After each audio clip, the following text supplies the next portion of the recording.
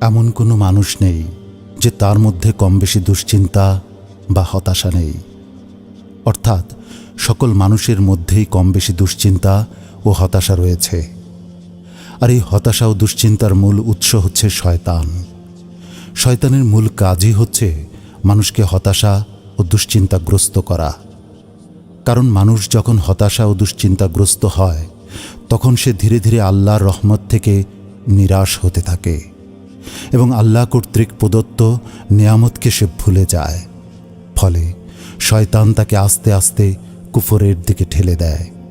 আল্লাহ তাআলা বলেন, الشيطان يعدكم الفقر ويأمركم بالفحشاء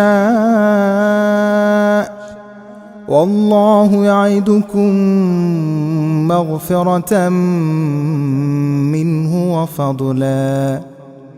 অর্থাৎ শয়তান তোমাদেরকে দরিদ্রতা ও অভাবের ভয় দেখায় এবং অশ্লীলতার আদেশ করে, কিন্তু আল্লাহ তোমাদেরকে ক্ষমা ও অনুগ্রহের কথা বলেন।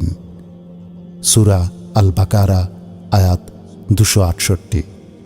সুতরাং বোঝা গেল যে শয়তান মানুষকে সবসময় ভয় ও হতাশা এবং মন্দ কাজের মধ্যে নিমজ্জিত রেখে তাকে হতাশাগ্রস্ত করে, তার জীবনকে অস্থির ও ধ্বংস করে দেয় এবং তাকে আশাহত ব্যক্তিতে রূপান্তরিত করে। কিন্তু আল্লাহ রাব্বুল আলামিন মানুষকে সবসময় আশার কথা বলেন, তাকে ক্ষমা ও অনুগ্রহের কথা বলেন এবং আশাবাদী হওয়ার জন্য উপদেশ দেন।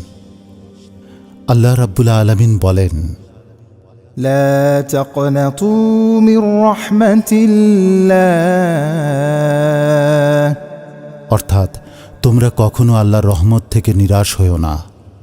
সূরা আজ-জুমার আয়াত 53।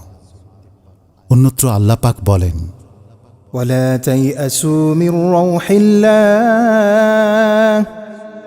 إنه لا ييأس من روح الله إلا القوم الكافرون।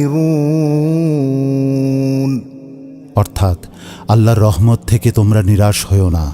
নিশ্চয়ই আল্লাহর রহমত থেকে একমাত্র কাফের সম্প্রদায় ব্যতীত অন্য কেউ নিরাশ বা হতাশাগ্রস্ত হয় না। সূরা ইউসুফ আয়াত 87।